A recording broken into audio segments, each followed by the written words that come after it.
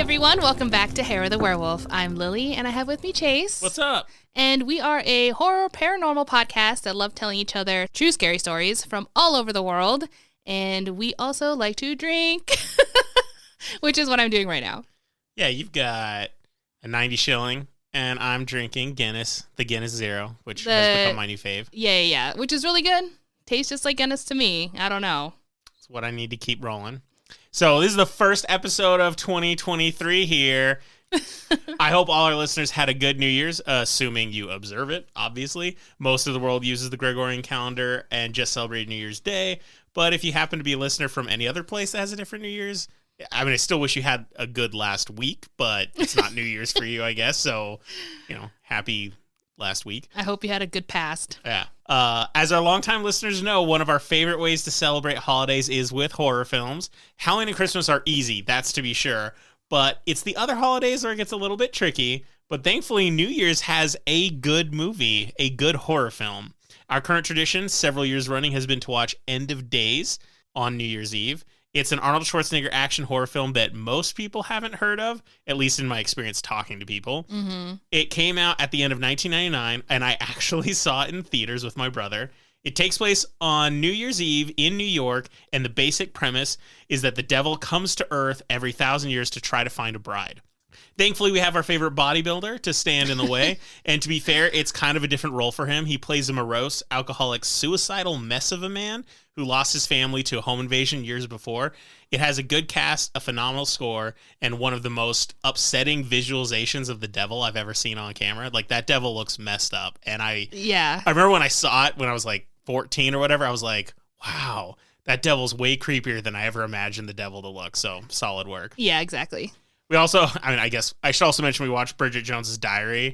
That's not a horror film. That was on me, so I love that movie. It's kind of like one of those ones that's both a Christmas and New Year's movie, so we kind of usually watch it in between. Yeah. So we rocked out some wine and destroyed a charcuterie board. It was good stuff. Good movie. But in other exciting news, Lily and I were once again guests on Dead Letter Movies. Dead Letter Movies is a podcast run by our friends Andrew and Tim where they discuss their opinions on movies, both classic and contemporary. Their episodes often have a specific theme or ideas that inform their movie choices. The episodes are a lot of fun and demonstrate both their love and knowledge of the medium. This episode was on what happened in various fandoms over the 2022 year. Topics range from Muppets to horror to even Star Trek, but keeping mostly in line with movies and show-related topics. It's always a blast chatting with them, so if that sounds like your cup of tea, be sure to check out that episode. It was posted last Friday, I think. Oh my God, was it? Yeah, it was right. I think it was, yeah. It was like... Why does it seem longer ago? I don't know. Time is weird. We've had a really busy last week, to be sure. That's true. It's always fun talking to them, so it was a good time. So if you like movies and all that stuff, it's totally worth your time. Check it out. I had a lot of fun, so I'm sure you will too. But enough with our updates. Ooh. I believe you didn't have anything else to add. No, not at all. All right, so we've been working our butts off on this research. So I'm really curious what Lily has. I'm pretty excited for what I have. So okay, we should get on this. Here we go. In the spirit of New Year, I decided to do my story on a weird subject matter, which is time anomalies. We always hear people say, I can't believe it's already been a year. Especially with these past few years, it seems like time has gone both really slow and really fast at the same time. Absolutely. So I thought maybe I'd share some true time slips, sometimes also referred to as temporal distortions. Well, and our couple episodes ago, we had our user listener stories, and that had a time dilation one in it, and that's very much so worth listening to. So if you're interested in all this, you have to check that episode out. That's probably one of my favorite stories. It's so good. Yeah. Fun fact, Suffolk and Liverpool, England, tend to have an unusually high reporting of time slip incidents. Weird. More than any other single location. So it happens all over the world, definitely, but seems to be like more here. I wonder why. I don't know. I don't know enough to understand. You got to tell me more about time dilation. Maybe some theories will start bubbling. Yeah, so I think I'm just going to go into the stories. Sure. They're going to be more famous stories that I kind of chose here. Perfect. So here we go. Okay, the first story is a famous one of an off-duty police officer who experienced a time slip back in 1996. On July 7th, 1996, married couple Frank and Carol were visiting Liverpool for a day of shopping. At some point, the couple split up to do their own thing. Carol went to the bookstore while Frank went to buy some DVDs. When he was done, he started walking to the bookstore to meet up with his wife. For a brief moment, Frank described sensing a dead spot of silence. Weird. Yeah. Then a small vintage van rushed past him, nearly hitting him. Frank saw that the van had the words Kaplan's written on the side as it passed by him, and it also honked, so there was definitely some sort of interaction. Sure. That's when Frank suddenly realized he was standing in the middle of the road. This was confusing because that section of the road is always blocked off by pillars that rise out of the ground during the day when the shops are open so that people can kind of walk around freely. Sure. Although not impossible for someone to drive through it if the pillars were accidentally lowered, it was just very unlikely. Anyway, Frank crossed the street and saw that the bookshop was now called Cripps instead of Dylan's. When he peered through the window... Wait. I just need to verify that I missed something. Like, did he, before the truck hit him, see it with a different name? Or just in his memory, he was going to a store that he knew and he hadn't seen it yet? Here's the thing. Okay, so I think I know where I kind of went weird. So the van itself, totally separate thing. It was just passing by, Sure. And he noticed it said Kaplan's. Because, like, when something almost hits you, you're like, what the F? You're looking right at it. Yeah. So he's like, okay. Your perception gets intense. Yeah. Right. Some Kaplan's van almost hit me, whatever. Gotcha. And then he's like, okay, so it's time for me to meet my wife. So I'm going to go. The shop is called Dylan's. But when he goes to the location that he knows where this bookstore is, It's now called Cripps. Okay. So he's like, okay, what the heck? Anyway, so he peers through the window, and he can only see women's handbags and shoes. When he turned back around to the street view, he saw that people around him were dressed in 1940s or 50s attire. What? Yeah, in the mix of it all, he spotted a woman in her 20s wearing modern clothing enter the store. So he decided to follow her because... He's like, at least she seems normal. Because she was the only one that seemed normal. But as soon as they passed through the threshold, he saw that everything went back to normal. Like, you mean it became a bookstore again? Yeah, it became a bookstore. So it switched back. Oh, man. Everyone was dressed appropriately, and the store was back to, like I said, a bookstore. The woman he had followed inside also appeared visibly disturbed. Frank asked her, "Did you see that just then?" The girl responded, "Yeah, I thought it was a new shop that had just opened. I was going in to look at the clothes, and now it's a bookshop." And then she started laughing and left. Oh, man, that's so weird. What? Okay. Like, assuming nothing bad, I don't know, is there another part to this before I run all my commentary? So there is a little bit more to discuss. Let's hit that first. Okay. And then, I got a lot of thoughts, but I need to make sure we don't answer them. Okay. We can do that. Frank eventually caught up with his wife and asked if she experienced anything strange as well, which she responded no. So she was like, I have no idea what you're talking about. Anyway, his story got enough attention that he ended up on the Billy Butler show, where he told his story again. Within minutes, the show had plenty of people calling in to share that the store, Dylan's, was in fact called Cripps back in the 50s and 60s. Like, how's Cripps spelled? So Cripps. Weird. Yeah, I'm assuming that's how you say it, right? All right. Anyway, and that Kaplan's was also a company that existed at the time, but it doesn't exist anymore. So why would it say that, you know? This story was particularly intriguing because it had elements that make it more realistic. First, Frank was a police officer. For a lot of people, this gives him a lot of credit.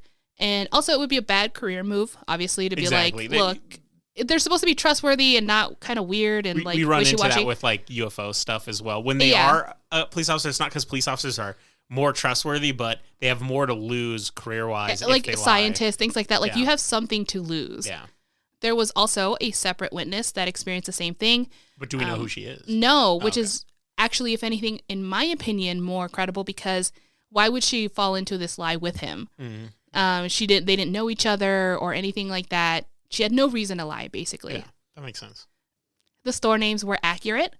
It's unlikely that Frank would have known this information, you know, like past history of this street and stores, you know what I mean? Like, it's not unlikely, but just not really something that people know. It's not common knowledge. Yeah. Lastly, there was an actual interaction. The van driver acknowledged Frank, and he honked at him. So it wasn't just a total hallucination. There was some sort of, like, realism to it.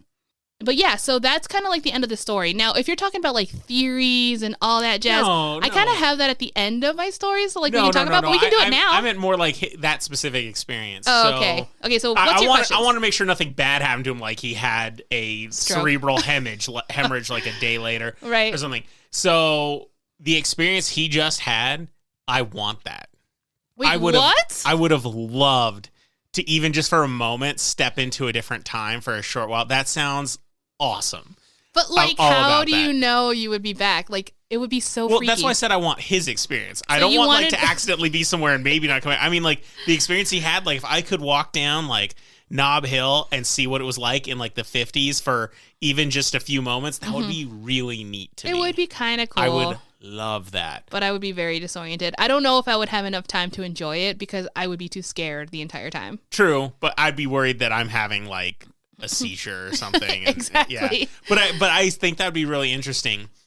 The other thing is that's not the only time travel I detected in that story. You said he was going to go buy DVDs, but you also said this was 1997, so he's either rich as hell. 1999? Oh, 1999 would definitely... Yeah. But 97, I was like, DVDs existed, but he had to have been like the richest guy in the world to get DVDs You're right, it was 96. It said DVDs. I don't know. DVDs existed, but they were a super premium expensive object at 96 and 97. I don't know. Maybe I don't know him. I don't know his bank statements.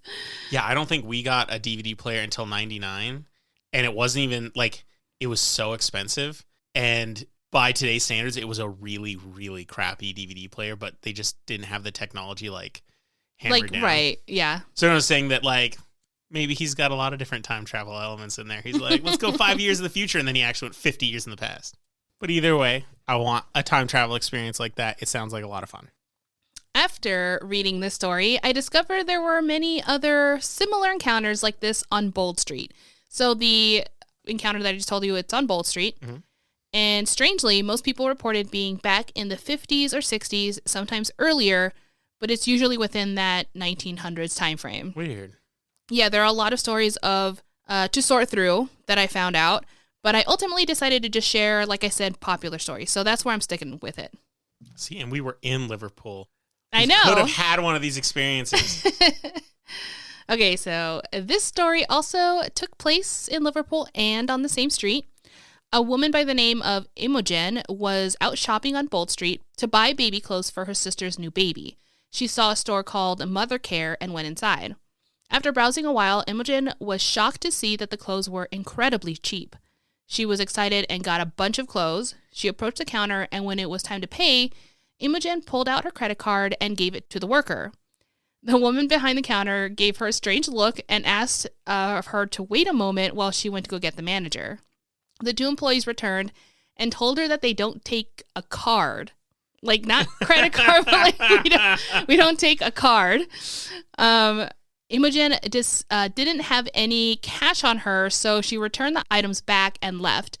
When she got home, she told her mom all about it, and her mom was like, that's super weird, and told her that the store she described does not exist anymore, at least not since the 70s. Her mother went on to say that it was now a bank where she had an account and has actually visited recently. Weird. Yeah, so Imogen was still not convinced and decided to return to the store the following day.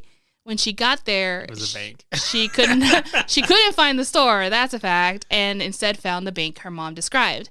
This one might be a little bit more wishy-washy. Could she have gone down a different street by accident? It's possible. But the not accepting card thing, that's weird. The weird interaction. Mm-hmm. And even she was like, I don't understand the fact that the clothes were super cheap. Not very common thing, especially in a big city like that. I love how her reaction was, ooh, cheap clothes, I'm going to buy a lot. Whereas you and me, if we're at a store and the clothes are really cheap, we just assume it's garbage that's manufactured with the worst material. We're like, maybe I don't need like a 50-cent t-shirt today. Probably. And then there's like other factors too. So the fact that this store actually did exist at some point also is helpful for the story. But one thing that did bother me was that the only thing that was weird? Because if it was in the 70s, she wasn't very observant. Like, what were the people wearing? Their clothes would have been very different. Well, yeah, but also remember sometimes when you go to specialty shops, particularly in the mall, a lot of the people working behind the counter tend to actually be dressed in particularly trendy ways, and didn't, like, if she went to the 50s, you know, the 50s hairstyle and everything kind of has that rockabilly hip vibe. Yeah. 70s, maybe, depending on it. Otherwise, you might be like, Right. wow, that guy in a leisure suit looks really out of place. That is an interesting suit, my friend. Yeah, so that's just kind of like something that bothered me about the story, but I don't know. I also can't blame her because I'm not very observant myself. So this would have very, very easily could have happened to me too. But yeah, so that's story number 2. This next tale is of a guy named Sean who lived in Liverpool back in 2006. This story starts off just quick. Sean was running away from a security guard after he was caught shoplifting. Okay. He managed to slip out the store, but while he was running, he realized that the security guard was right behind him. Panicked, he turned down an alleyway just to maybe lose him, but unfortunately, it turned out to be a dead end. Before he could do anything else, Sean started to feel a strange sensation and felt like his chest was getting tighter. That's always worrisome. Yeah. You're like, heart attack? Yeah. Panic attack? Something? Not good. Not knowing what else to do, he just stood in the alleyway waiting for the security guard to catch him. But time passed on and the security guard never showed up. So Sean decided to go back onto the main road, just to go home, I guess. But as soon as he turned the corner, he was surprised to see cars driving and see streetlights up where there were none before. Weird. That's when he also noticed people's clothes looked very old-fashioned. He started to panic and pulled out his cell phone, hoping to get some sort of signal, but obviously he didn't. He then spotted a newsstand and walked over to pick up a newspaper. That's when he saw that the date was May 18th, 1967. Sean would say that at this moment, his life flashed before his eyes. He's like, my family, my friends, they're not even born yet, or maybe they are, but wondering if it's punishment for his shoplifting. Yeah, exactly. Oh, yes, 1967, hell. But not willing to give up just yet, Sean decided to keep walking and search for a signal on his phone. Finally, when he approached a jewelry store, that's when he got a signal. And when he looked up from his phone, his entire environment was back to normal. However, it wasn't 100% back to normal because when he looked further down the street, he could still see some people dressed in 1960s attire. Weird. So, he could, see the gateway or whatever? Just some sort of shift. Man, that's of crazy. Old and new. He was so freaked out, he got on the next bus and went home. He told the story to his friends and family, and one way or another, it got enough attention that the local newspaper picked it up. The reporter covering the story went to the security guard to get his side of the story and found out that it did match Sean's story. The guard confirmed that he was chasing him down the street, saw him turn into the that alleyway, went down with him, and he was gone. And he was like, there was nowhere he could go and nowhere he could hide. So did he get arrested? I don't know. It's like, hey, dude, what happens? You Right. just disappeared, and now you're here under arrest. Yeah, it's because you still stole something.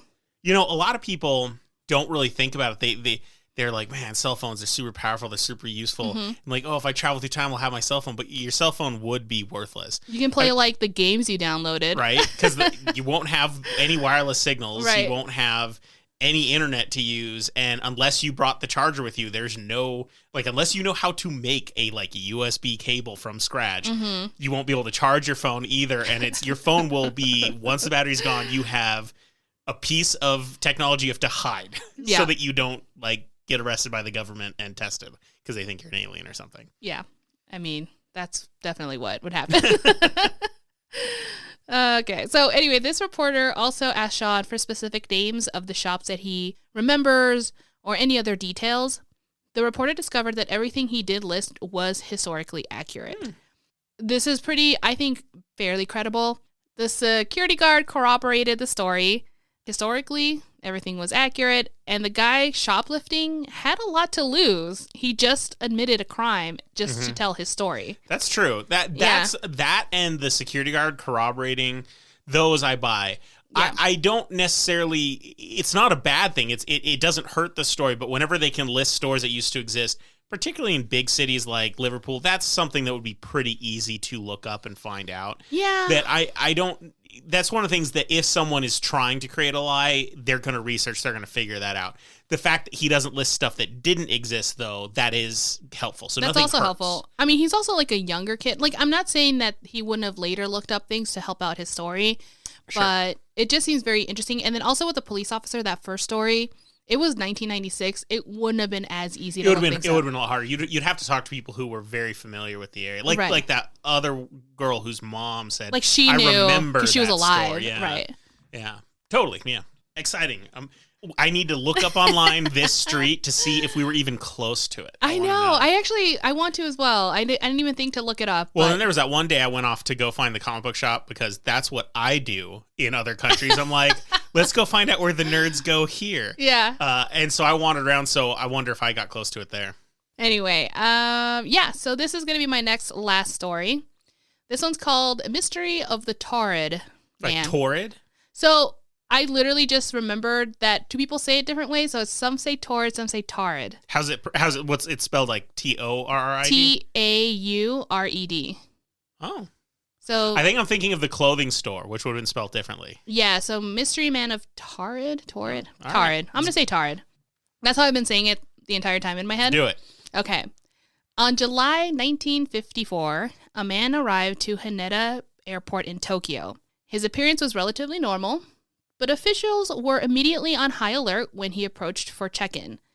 Just real quick, I don't think I actually wrote this down. Sometimes I forget to describe how people look, but since he is in Japan, he is very much a tourist. He looked very European. A foreigner, features. For sure. A foreigner. So Here we go. They reviewed the man's passport and saw that it looked genuine. The only issue was that it said he was from a country called Torrid, which does not exist. The man was brought in for investigation, or interrogation, I should say, and was asked to point where on the map is Torrid located. The man searched and, with little hesitation, pointed towards the border of France and Spain, and there is a country there, but it's called Andorra. Clearly, it's not Torrid. So the man insisted that's where his country was located, and he was also just as confused why he couldn't find it. The man was growing angry and concerned why his country wasn't on the map. So, right now, things are getting pretty heated. Because according to him, Torrid had existed for 1,000 years and was one of the most affluent countries in the world. What? I have no idea. The man also told security that he had visited Japan several times on business in the past without any issue. And sure enough, there were stamps on his passport to confirm it. In fact, he had several stamps from other different countries as well. And when searched, the man had several different European currencies in his wallet. So it's like he was able to get to these places somehow. Weird. The man then demanded that they let him go because, he had to check in his hotel. He had a very important business meeting in the morning, but the guards weren't ready to release him just yet. Yeah, and good luck flying home if no one knows where you live. Where do we deport you? They called up the man's hotel to confirm his reservations, but the clerk told them that they had no record of it. Officials were unsure what to make of this and needed more time to investigate. In the meantime, they decided to take the man in and basically hold him up into a hotel that was nearby the airport. Sure. And definitely make sure that there were always 2 guards at the door. So he wasn't technically arrested, but he was also not free to go. Okay. Investigators called the company that the man claimed to work for, but they were told no such person existed, even though the man had documents proving otherwise. So he was carrying, paperwork from his job because he was there for business or whatnot, but no one knew of him. So either something bizarre is happening or he's the worst spy ever. Right. Oh my gosh. He's mad-libbing everything. All right. Investigators then contacted the company the man was visiting for business, and of course, they never heard of him either. This guy can't catch a break. Things are crumbling around him. With this new information, authorities were ready to interrogate the man a second time, but when they opened the hotel room, he was gone. The guards swore they had never left their post unattended and that there was no way he could have escaped. The windows, first of all, the floor was super high, there was several floors up, and there were no balconies, so even if he was somehow Spider-Man, it wouldn't have been very easy for him to jump down from anything. Sure. he would have died essentially. And no one ever saw the man again. So here are other strange details that was picked up after, like, you know, after he disappeared, like what's going on. The man also had a checkbook to a bank that didn't exist. Okay, that would have been hard to get printed. Like, why would you do that? That would have been difficult. Right? There were, like, witnesses there, especially, like, security guards or just people that worked at the airport, that were genuinely starting to feel bad for him. He seemed distraught. He kept asking if this was a joke. Why are you doing this? Can someone please help me? Like, he was starting to shout because he felt like he was being arrested and taking, you know, because it was like a foreign country. Yeah. He's like, did I do something wrong? I don't understand. And here's the best detail. The same time the man disappeared, so did all of his belongings. Even the items that were confiscated by authorities. What? Like, what the hell? So, yeah, that's a really weird story. Many people believe he was a time traveler, whether his time travel was intentional or not. Wait. Okay, I gotta stop there. So initially when I heard it, I was like, I hadn't heard of Taurid or Tor or whatever. And so when you're saying, I was like, man, is there a country I don't know about that, like, came to be like a year later or disappeared? And then when I was hearing more about, like, it's been around for like 1,000 years, but the fact that he was in, you know, contemporary modern Japan and nothing weirded him out, then he's not from like a distant future where things are weird. I think he's from an alternate universe. Right. And so there's very different theories about this because, people are like, yeah, he's a time traveler, but you're like, no, because he doesn't exist. Why didn't they bring someone in to ask him questions like, tell me the history of your country, tell me what you know about the world at the moment? Because they're not insane. They didn't actually think he was a time traveler yet. Oh, man. We need more creative interrogators. Yeah. This was also in the span of maybe less than 24 hours kind of thing. Yeah. I feel like we missed out on something important. I know. Damn it, Taurid, man. So it's also very likely he was also just a victim of time slip as well. Now, here's the thing. Here's a counter kind of perspective. On October 1959, so this would have been 5 years after the Taurid man story, a man named John Allen Zegras was prosecuted in Tokyo for representing a false passport. During interrogation, he claimed to be from the U.S., but moved to the UK and served in World War II as a Royal Air Force pilot. He also claimed that he arrived to Japan for a secret mission, which turned out to be untrue.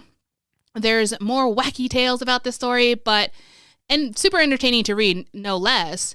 But there's so much differences than the Taurid man story, and also it took years after it had occurred, that people, or at least believers, or even the skeptics are like, this isn't enough to perhaps totally debunk the story, because they think, okay, maybe this Zegras guy knew about the Taurid man and was just a copycat, or it was just a coincidence. Because using a fake passport isn't necessarily something that is unbelievable. Like, why would you do that? You know what I mean? Totally. So it's reasonable that it could happen. Yeah, absolutely. I agree. But anyway, but skeptics use this story to be like, oh, I bet these stories got blended and the Taurid man got super blown out of proportion or something like that, which is also possible.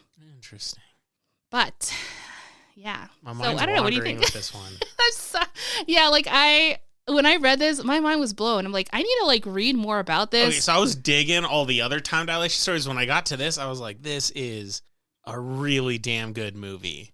This is so exciting. Like, there probably is a movie already. I just want to go. Yeah, I have to find out if it inspired some events or whatever. But I really want to deep dive in this. This is a really cool story. Yeah. I think this might be the most fascinated I've been in recent memory. This tickles me. This is so awesome. I'm glad. I'm in love with this. That's amazing. I'm so happy. So there's some theories here, but now, just in case you ever find yourself in a situation that you might be slipping into time, these are some things you might experience. Okay. Deafening silence, feeling sick, disorientation, and a hazy environment that impairs your vision as well. So COVID. So basically, if you have COVID, you have now traveled in time. That's really what's happening. I was like... You just don't remember. I was like, this stuff is foggy and weird. I was like, wait a minute. Hazy, it's really quiet. I've read this in the back of my NyQuil. What are you talking about? Oh, my God. So here are some explanations. Mass hallucination. So, you know how there's people saying in Liverpool or Suffolk, they're like, there's so many time dilations or whatever, like hallucinations. They're thinking, oh, but a lot of people are making this up. Or they do believe it. Maybe they're looking into certain details that wouldn't have otherwise alarmed them because they were always there. Sure. You know what I mean. And then they're simply lying. People just want to be on a newspaper, on a show, or get attention, all these things. Another explanation is aliens. There are theories that aliens have something to do with That's my time territory. travel. Come on. Well, no. I mean, absolutely. And we've actually talked about in the past that definitely aliens are just future humans. I love that theory. Oh, it's one of my favorite science fiction theories. Yeah, you brought that to my attention. But also that aliens can interfere individual timelines. So, like, you might have been abducted. They dropped you off in the 60s by accident. They're like, oops, picked you back up and put you back. That's, I think, very unlikely. Sure. Especially when I was reading some of these stories. I specifically picked the ones today because they had a very, very little alien influence. Oh. A lot of times people think they're abducted and put in a different time frame. Like our user-listener story, that was an option. It was always an idea as it could have been something like that one. Or people often say they'll see like a white light, or they'll like remember something that's very alien-y. Yeah. These stories do not have that. Yeah. At all. No, they're all good stories. So I'm already going to say not aliens. So, and other people say actual time travel. Mm-hmm. They're like, somehow you travel through time, which is obviously the merging of different dimensions that cause someone to momentarily slip into either another dimension or another timeline, like your timeline. Yeah.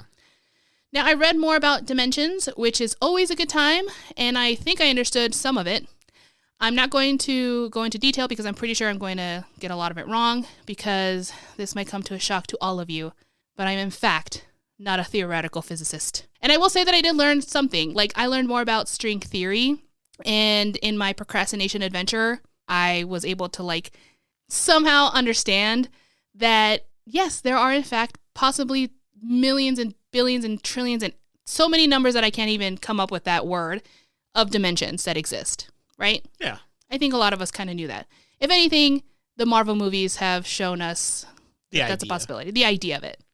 After I went down this space rabbit hole, I did have a thought and inquiry. So since there are, in theory, infinite dimensions, including many different theories that explain how these dimensions exist, hence the string theory, why would it be so difficult to believe that there wouldn't be some wraparound or crossover moment that bleeds into reality? Mm-hmm. You know what I mean? Like allowing individuals to physically transcend one reality to another, only to be pulled back moments later with some sort of gravitational pull. Mm. I'm not 100% sure if this question stems from my ignorance and there's like actual... No, but I would say that the concept of infinite universes is already an incredibly complicated concept, and the human brain hasn't been adapted to dealing with these complicated things yet. And so I don't think it's unreasonable to assume that it has to follow other strict rules, because infinite universe already is breaking rules that we've defined for ourselves. So we don't understand how, if these exist, how these universes are held together. So we might consider it a fault if it's bleeding through, but maybe that's just how it works. Like, we don't know any of this. So these theories, what makes them exciting is we don't actually have good answers. No, and neither do theoretical physicists or any physicists of any kind, because I was trying to look for some sort of answer. Like, do they think that these kind of time dilations or time travel or time slips, do they even factor them? But in all honesty, they're just trying to make sense of the fact that the dimensions even exist. Mm-hmm. So saying that they're bleeding through would actually, from what I understood, not debunk some of theories that exist now, but it doesn't quite match in quantum physics. Like, it just, there's like the rules, right? Like there's some rules you have to follow, and I don't know. Like I said, I'm already getting too deep in here, and I don't want to talk about it too much because I don't know exactly what I'm talking about. Just conceptually from what they were saying, sure. It just doesn't seem like it could make sense. But as an average person, it seems possible. I mean, some people seem to think so, and it's a neat idea, right? Exactly. Yeah. So anyway, that's my story. So I'm sure most people, like, everyone's going to have their own opinion as to whether or not that stuff happened, if maybe they're lying, maybe all those theories you posed. And since we don't actually have any strong empirical scientific evidence to say, yes, a time event happened, the assumption would be, I would just assume, that it's probably didn't happen, and it could be for any number of reasons. That said, I really like the idea that it happened. I think it makes the world/universe infinitely more interesting if it did. And so these are the kinds of things where I choose to want to believe, even though I know in my brain it's probably not there, but I want to believe because I think it makes the world better. I think it makes it slightly more chaotic, though, for me. It kind of scares me, to be honest. Like, these aren't controlled time travels. You know, everyone's always thinking, oh, someone's going to maybe invent a time machine. And that's something that you have to physically, mentally work through. You have to manipulate whatever space and time you have around you on purpose to even have this occur. So if it's occurring without your knowledge or consent, that's terrifying to me. Absolutely. Yeah. I agree. And then there's all these little things. Everyone always thinks of time travel in the way we see it in movies where they're just trying to tell a story. But when you actually deal with hard science fiction that talks about time travel, you realize it's infinitely more terrifying and possibly bad. Kind of like in the movie The Prestige when he found a way to teleport himself, but by doing that, he was actually duplicating himself. Yeah. And he was killing the original and bring it back, and his biggest fear was, what if I'm not the one who wakes up new? Like, I'm the one who dies. And that's been an idea in time travel, that they would have to rebuild you in another time, and you might actually die, and just a new you that isn't you, and you could experience death. All the terrible stuff. I mean, welcome to Timeline, Michael Crichton's greatest book. Definitely in his top 3 books. I don't know if it's my favorite, but it's one of my top. It's possibly my favorite. It's fighting with Sphere, but I never finished the book, but I loved the movie. No, I got halfway through the book. Similar. I got halfway through the book and I was like, this really isn't doing much else that the movie didn't do. And I had already seen the movie a million times and I was like, yeah, this is, I probably should finish it because I bet the ending is different. But, yeah, well, we'll see. I mean, you do what you want to do. Right. Anyway, point being, amazing Michael, stories. Yeah. What I've learned, time slips are scary and Michael Crichton is awesome. So here we go. And if you are terrified of this stuff, this would be pretty spooky stuff. I want to see it for myself, but I bet a lot of people would consider this like a traumatic experience. So yeah. Well, I like it. This is awesome. This is one of my favorite ones we've done in a while. Oh, I'm glad. But I think we need to take a quick break because I got to roll on with my story and both our drinks are empty. So see you guys in a few.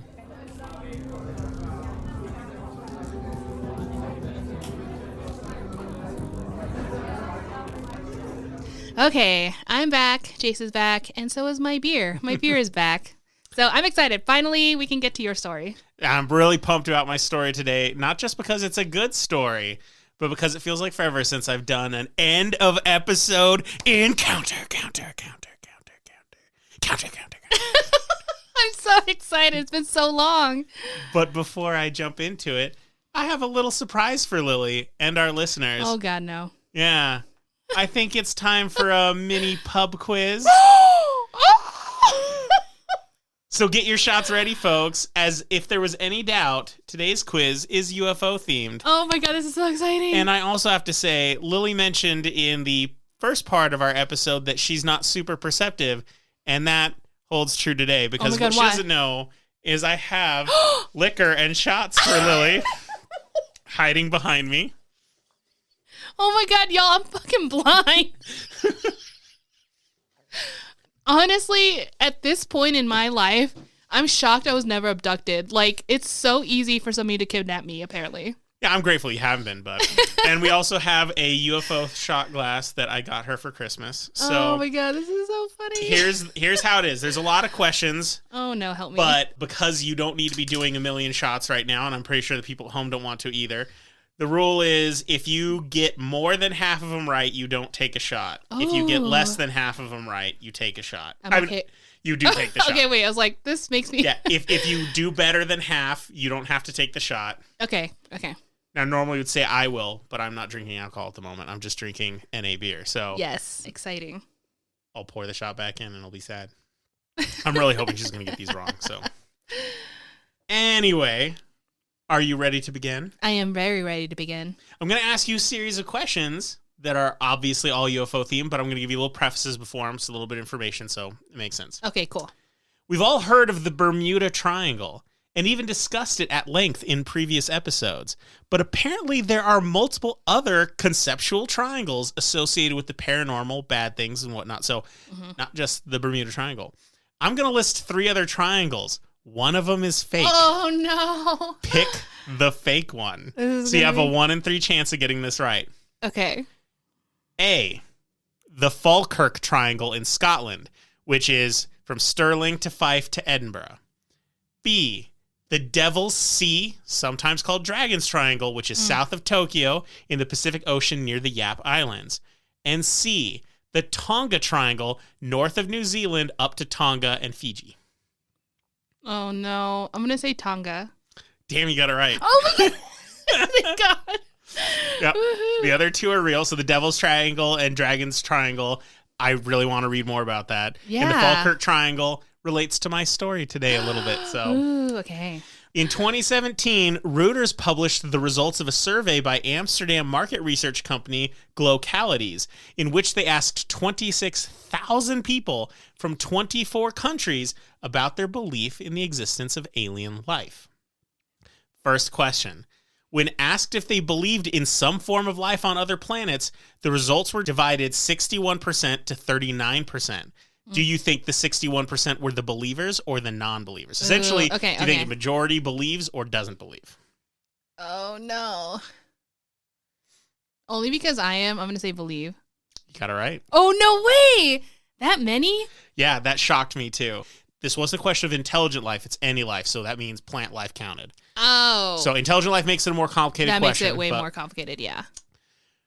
Now, those results found that both Germany and Britain showed similar rates to the United States, meaning 61% believe.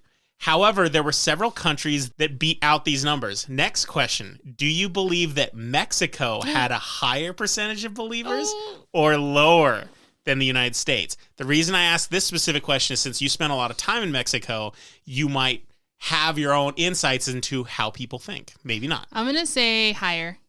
Damn, you got it right. Yeah, I know. We believe. I'm just kidding. I don't know how many more, or what's the percentage? Did it say? Like how much more? No, it just said it was higher. Oh, okay. All right. Now, so technically you've gotten 3 right. Yes. So you've technically won because there's one last question. Oh, okay. But you know what? Because I really want you to drink. This is the all or nothing. Oh, no. I'm changing the rules. You listeners at home can play by the OG rules or do this. If you get this one wrong, okay, you drink. And if drink. you get it right, you don't have to. And I pour the sad shot back. Sad shot. Okay. The survey also listed which country had the highest percentage of believers and the lowest percentage of believers. Oh, no. I'm going to list both countries, and you tell me which one of them is the highest and which one of them is the lowest. In alphabetical order, okay, we have the Netherlands, so Holland, Amsterdam, all that, and we have Russia. Oh. Which one do you think more people believe and less people? And so the most people believers according to this survey, and the lowest percentage of believers. Man, I wish the listeners could help me. I'm gonna say Netherlands is the least believers and Russia is the highest. Damn, 4 for 4. No way! Perfect win. Yay, I win at smart guessing, but lose in drinking. Okay, I'm going to pour this shot back into the bottle. You're a bottle, right? Yeah, totally. There you you should go. bring it over here. She's totally not drinking the shot anyway, even though she won. It's not a punishment shot now. It's a celebratory shot. Yeah, exactly. We just changed the energy of it. So any of our new listeners are thinking to themselves, like, are they just drinking? Yes, we are just drinking. The answer is yes, absolutely. Cheers, everyone. Ooh, that was good. All right. So now it's time to get to the story now that you're all prepped and liquored up. Perfect. Back in August of last year, which would be 2022, if depending on when you're listening to this, an interesting article popped up online that caught my attention. I researched it from multiple sources, but my first run-in with it was on the Newsweek website, which I don't actually follow or read. It just happened to pop up on my news feed. And the only reason I actually paid attention to it was the title was so interesting. And the title was Best UFO Picture Ever, the Calvine Photo Found After 30 Years Missing. What? I had never heard of this photo, but now I was super intrigued. That's actually really intriguing because you're like, it sounds like this is an important event as it is, and now something new has been discovered. Well, I know. I had so many questions from when I heard the title. Obviously, the first was, what is the Calvine Photo? Right. The other was, how could a photo go missing for 30 years? Like, what does that mean? How did it go? Because you would assume, a published photo, how does it go missing? Blah, blah, blah, blah, blah. And also, they said best. And so that's obviously subjective opinion. These are all like trigger words for clickbait. But I love it because the publisher did its job, and now I want to know. And we've seen a million UFO photos, and most of them make me laugh because they're really awful. So when I hear best, I'm like, am I actually going to see something good or am I going to laugh? Yeah. So let's dissect this for a moment, shall we? According to the article on August 4th, 1990, 2 hikers were out on an excursion near Calvine, Scotland, which is a hamlet located pretty much smack dab in the middle of Scotland on the main road, which is the A9, which goes between Inverness and Edinburgh, right on the edge of the Cairngorms National Park. We drove this road. Mm-hmm. We did this. That's awesome. Well, these 2, who were both chefs at a nearby hotel, that's not necessarily relevant to the story, but they mentioned it, so I was like, I'll give as much information as I can. They are chefs. They decided it was a great day to hike through the hills. Near 9 p.m. at night, and it should also be mentioned, that might seem weird because you'd assume it would be nighttime, but we've been out there, and because of their latitude in August, the sun's up pretty late, so oh my God, it wouldn't have been pitch black outside. So near 9 p.m., they witnessed a most peculiar sight. In the sky was a massive diamond-shaped object that hovered and at times moved silently through the sky. It was ominous enough that it actually frightened them, so they retreated into some tree cover in an effort to remain unspotted. Not long after, they began to hear a noise, only the noise wasn't coming from the triangular, or shall I say, diamond object, but rather from multiple military jets approaching it. The jets then began to circle around the object. During this heightened moment of activity is when they decided to take a photograph. Well, actually 6 color photographs, but this story unfortunately only deals with one of those photos. And I will talk about what the photo looks like a little later. Unlike other stories where I've talked about photos, this one is more about the circumstances surrounding the photo and less about what's actually in the photo. Okay. But back to the UFO encounter. The whole ordeal lasted for only around 10 minutes, after which the craft rapidly rose vertically and out of sight, at least according to the 2 hikers. Now, what happened next isn't quite clear. I can't seem to find any more information on what happened to the UFO in front of them, but we do know what happened to the photo. The 2 hikers did what most intelligent people at the time would do. They brought them to a newspaper. Oh, so they didn't develop it yet, or did they? They had it developed. Oh, okay. Scotland's Daily Record, to be exact, is the name of the newspaper. And this is when things get messy.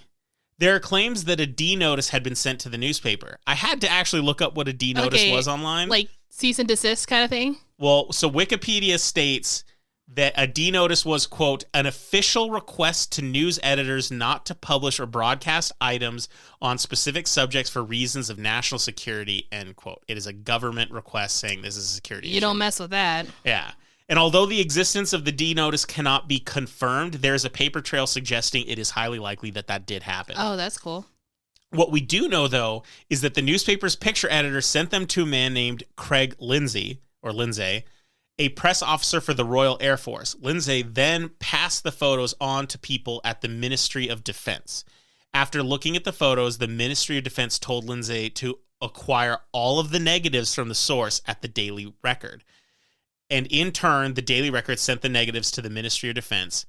And I'll bet you can guess what happened next. Mm-hmm. The photos were never seen again. Yeah. Oh, we lost it. Or were they even denying that they lost? Like, We'll get to that. Oh, okay. Yeah. I just want to know what their statement was. Inquiries to the Ministry of Defense are met with the claim that they returned the photos to the newspaper, but the newspaper claims they never received them. Suspicious? I would say so. Yeah. As someone who's actually dealt with the Royal Mail both while in England and from outside it, I would say that it wasn't the fastest, but it definitely seemed reliable. I never had anything go missing. It was just slow. Sure. I think the photos going missing at that moment in time was not a coincidence. So it would seem that the amazing UFO photograph was forever lost to either the mail service, bureaucratic brouhaha, or a legitimate cover-up. I like bureaucratic brouhaha. That's a really good term right there, a phrase. Everyone knows what it means who's ever had to deal with any government facility. According to an article on Journal News, a 1996 book titled Open Skies, Closed Minds came out which mentioned this particular mishap. It got some attention and led to a member of parliament, Martin Redmond, to ask about the photograph in official capacity, to which the Minister of State for the Armed Forces replied, quote, "A number of negatives associated with the sighting were examined by staff responsible for air defense matters. Since it was judged they contained nothing of defense significance, the negatives were not returned, and we have no record of any photographs being taken from them." End quote. Meaning that's the exact opposite thing that they had said earlier when they said they returned them. Now they said, we didn't return them because they weren't important. So I'm like, okay, we've got two stories. In 2008, the Ministry of Defense released the UFO files, which contain some information about the incident and other stuff as well. Most interestingly are the pre-written replies that were in the file for use when they were questioned about the UFO photographs.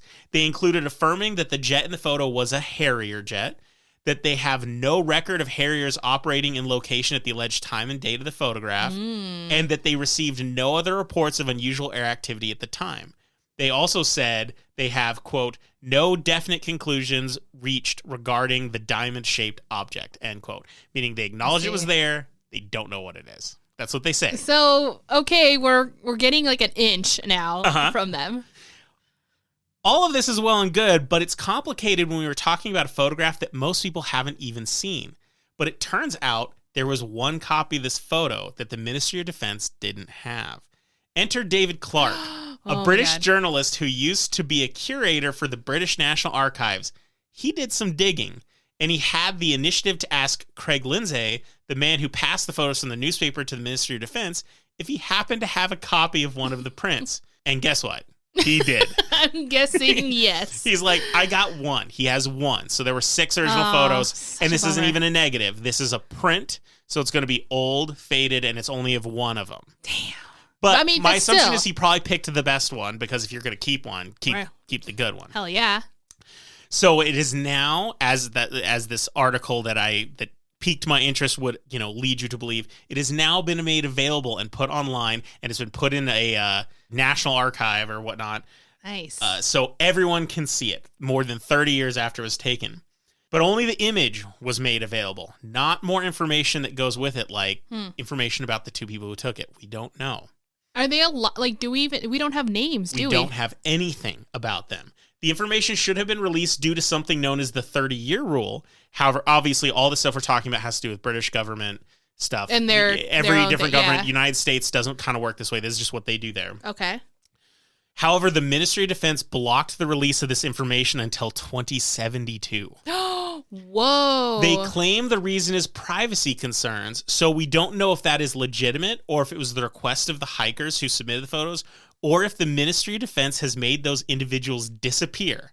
And it's easier to keep questions from being asked if nobody knows who the fuck they are. That's so messed up. Yeah.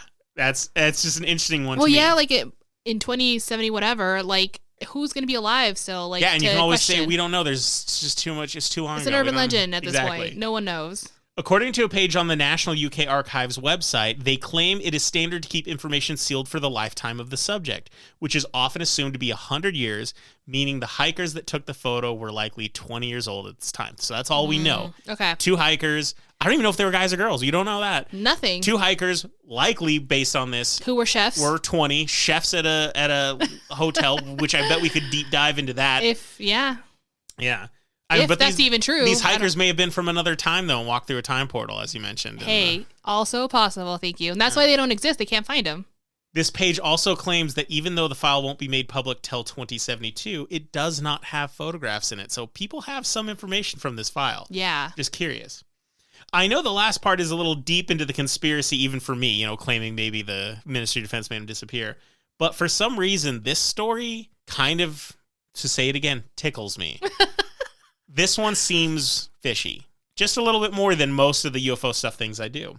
This is a very tickle me Elmo kind of episode right now. Notice how the information about the photo right now, that's why this story is interesting, because I didn't want to do another one where I was like, great photo. Do you have the photo with you? I do. We're going to get to that. Oh my God, yes. So after all that, what does the photo actually show? There it is. Even though the photo is in color, there really is not much color in it. It's very low saturation. To be honest, it looks like a black and white photo when you see it. Okay. To be fair, most of the images of the sky, which is your typical Scottish sky. And by that, I mean overcast, gray, and without color. Hey, it's beautiful. You can see a fence along the bottom of the image and some leafy branches towards the top.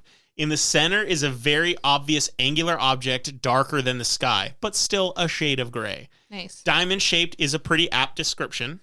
The object was comprised of 4 angles and the apparent horizontal line through the center. Just below and to the right, you can see a clear representation of a jet Harrier airplane. The diamond object is considerably larger, but you can't tell how much closer it is, so its true scale is a mystery, but the eyewitnesses who took the photo claim that it was around 100 feet in length. We will have this photo on our Instagram account, so you have to make sure to check it out. It's a pretty cool photo. I'm going to show it to Lily right now. Woohoo, let's see. Ooh, okay, so... Take a moment to describe what you think I was missing from my description that people should know. I don't know if it's missing anything. So you do see like kind of like a gate to keep cattle. Yeah, like the fence thing. Like the fence thing, right? And then it does have depth, in my opinion. And it looks massive. It does look like the jet's far behind it, and you have a big old Well, that's UFO what I'm in front. saying. Like, if you're looking at the jet, that's perspective already. Yeah. Even if they're on the same exact panel, like, I don't know how you say it. Like, why do I even say panel? They're the same plane. Plane, thank you. That is massively larger. And if it's not, it's still pretty fucking convincing. Now, it got printed on our printer, which is dying of ink, so she even got like a worst of a worst scenario here. Yeah. Do you think it's a good photo? Yes. So you like it? Yep, I like it. Do you think it looks cheesy and fake? Do you think it looks believable, or you don't know, but it looks good? Okay, so it's one of those situations, because it printed so terribly, I can't analyze it that well. I almost think the print made it more fun, like a poster. I think it made it more realistic for me right now. No, it doesn't. It looks worse in the print. Oh, wow. I promise. Okay. It looks better on screen. Because I was going to say, it's kind of like when you write a note for school that you're sick and you have to like present it, but your mom didn't sign it, so you signed it. Yeah. But you kind of crinkle the paper a little bit so they don't know it's your signature. You've never done that before? Yeah, I know Just exactly. me. Yeah. Okay. Try to authentize like, it. Yeah. This is what this print looks like. It's like you try to mess it up to make it more. Well, I'll show you the original, and once again, you listeners, absolutely go to our Instagram to check out the picture. You can Google it too, but go to our Instagram and show it some love. Yeah. Woohoo. So as someone who regularly looks at UFO photos and finds most of them to be giggle-inducing, I think that this one looks really good. Oh, I good. think the UFO looks weird, but I actually think it's a really cool-looking picture. Well, it actually has like some sort of like stillness to it, which is exactly the way people describe UFO. Mm-hmm. Like when they it looks a little unnatural. You don't look at that and go, I know what I'm looking at. You look and go, what the heck is that? like, why is it so perfect? Yeah, exactly. So it does seem to have a reputation for not looking doctored and being unmanipulated. Clark had Andrew Robinson, a senior photography lecturer from Sheffield Hallam University, analyze the photo. He claims that there appears to be no doctoring or post-photographic manipulation done at all. He also clarifies that whether or not it's fake, he doesn't know. He can't say that. But if it was a fake, it was something that was done practically and captured on film, meaning the fake was something they were making in the real world be fake, and they took a real photo of it because the photo is not modified. Right, okay. Kind of like when someone throws a plate in the air. So if it's fake, it was something done in front of the camera. In that moment as with the opposed camera, to being right. done afterwards. Nice. Which I think is cool. That's I always like you hearing know, that. every time I get a specialist who's like unbiased or like my art is in photography, not like my skill level is photography, not is UFOs real, is it anything? No. They're like, this photo is real because I'm a professional. Well, and I also like when these professionals, they say, look, I'm not telling you whether or not aliens exist. That's they not don't the issue. care. I'm telling you Yeah. that my expertise is on this. This is what I know, and you can take or leave that and go on with your other bits. I love that. Yeah, me too. So the big question is, what is it? Clark himself does not believe that it depicts an alien spacecraft. According to the interview, he claims, quote, I believe it was man-made somewhere in a secret hangar, and whatever it was remains on the secret list and highly sensitive, end quote. He goes on to claim that it might be the Aurora, which was an experimental aircraft allegedly being developed back in the 80s. This project's existence has been denied by the government, however. So he thinks that's what it is. So that's another wide claim that could be true, but he doesn't have anything to back that up. So. Sure. Okay. What we can say is that the presence of the Harrier jet in the vicinity supports the idea that the object was either an alien craft or a military experiment and not merely just a hoax. Or is it? there has been only one debunk that I find particularly creative and interesting. So for this debunk theory, look at the picture upside down. The debunk theory suggests that the photo might be actually taken of a puddle of water showing a reflection of the sky. And if so, the UFO was nothing more than a small bit of earth poking up through the water. The reflection would make the triangle tip appear diamond-like and explain the horizontal line, making it look like something floating in the air. Damn. So when they captured the jet in the reflection, it looks like something is flying up there with it. As for the jet being in the air, well, according to the Journal News, quote, Calvine lies close to the only main road through that part of the Scottish Highlands, one which is a relatively busy thoroughfare even on summer evenings, and the valley it follows was a popular low-flying route for RAF aircraft, end quote. It is a great debunk, but far from an open and shut sort of thing. In typical UFO fashion, the image is a bit grainier, bit low definition than I would like, making exact details harder to find. Once again, this isn't a negative. This is an old print. So you can't really say for sure. I like the debunk because it's a really smart debunk. When you actually look at the photo, you go, I can see that. But you don't know for sure because it's still weird. And the fact that you don't have 6 photos, I think if we had 6 photos, we would be able to know for 100%. Sure. And the fact that there were 6, to me, suggests that's not the case, because if you took 6 photos of a little thing popping up in a pond, it would be more obvious what it was. And their analysis that the ministry did said they don't know what it is, and they would have been able to with all 6 photos. That's true. It is awfully symmetrical, though. Little like bit. In the picture, for it to be poking out and then be so still, I don't know. This is very strange, but I guess very possible. Very possible still. Yeah, and with that, all I can say is you guys should take a look at the photo and decide for yourself. Is it actually the best UFO photo ever? That's one thing to worry about. But it could also be as unbelievable as the Nessie photo to you. It all depends. All I can say is that one of the main reasons certain photos get lots of attention isn't actually the photo itself, like in this case. It's actually the confusing government responses that occur as a result. Mm-hmm. If there was no government involvement, would we even be talking about this photo? Was the photo simply a reflection in a puddle? Or was it an experimental government aircraft in the sky? Or did 2 guys actually see evidence of alien life? Who knows? But we do know the government definitely had some interference. And this photo now has a huge story behind it. So hopefully a lot of people are going to analyze it, tear it apart, either prove it true, prove it false, whatever they can do. Yeah. And that's your end of episode in Counter. That was amazing. I would say, one, obviously it's true. And yeah, I think the government actually shot themselves in the foot with this one. They could have very easily debunked it and been like, oh yeah, this is the one picture we received from them or something like that. And been like, this is why it's wrong or whatever. But because they also said no Harrier jets were known in the vicinity at the time and date. There we go. But then again, they could have been lying about the time they saw it. It just makes everything less unlikely. But it's why it's so hard to say that a debunk was good or bad. It's because there's just so many factors where we've got hearsay, we've got stuff the government isn't telling us, but it makes it intriguing. Yeah. And it makes us think about it. And that's kind of, to me, the exciting part about UFOs is not knowing what's true and what's false. It's the games that are being played that make me go, ooh, and I just get more and more interested. I know, I got very X-File-y with this. Yeah, it's like, oh, they're tricking you and they're giving you different stories to different people or different times. So I love this story. I never heard of this story. I hope those 2 chefs are okay. Yeah, and they're not like buried somewhere because they saw something they shouldn't have. I hope they're not living under this puddle. I'm pretty sure hopefully everything's okay. Absolutely. I do want to say real quick before Lily takes us out for the episode that we are avid pub quizzers. We do it every Monday with some friends. And after the last pub quiz, I thought to myself, I really need to get another quiz in here because in the past we've done occasional quiz episodes. And we've been kind of behind on, or not behind, just kind of, yeah, just lacking. I don't know. But this is where I'm looking for your guys' opinion. Did you like the little thing we did today? Do you want more of those little things? Do you want another full episode like we've done before with huge things? If you have an opinion, please let us know either through social media or anything like that. And if you don't have an opinion, you'll get what we gave you. I mean, that's just the way it is. But I mean, you're still here, right? Yeah, so that's what I wanted to say. Also, let me know if you want me to bring back the wheel. Oh, I love our wheel. Our wheel. Spin that wheel. Spin that wheel. See how we drink. Yes, I love Might that. have to modify it and update it for modern stuff, but absolutely. Oh, yeah, of course. Wheel. Of course. Well, I guess that's the end, correct? Absolutely. All right. Well, if this is your first time with us, welcome, and I hope you enjoyed this episode. If this isn't your first episode, thank you for existing.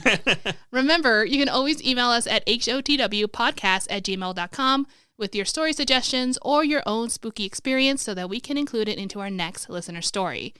And as always, we say, if you find yourself having a work week hangover or a beer and rum kind of hangover, well, don't worry, because the best cure for a hangover is fear. Bye.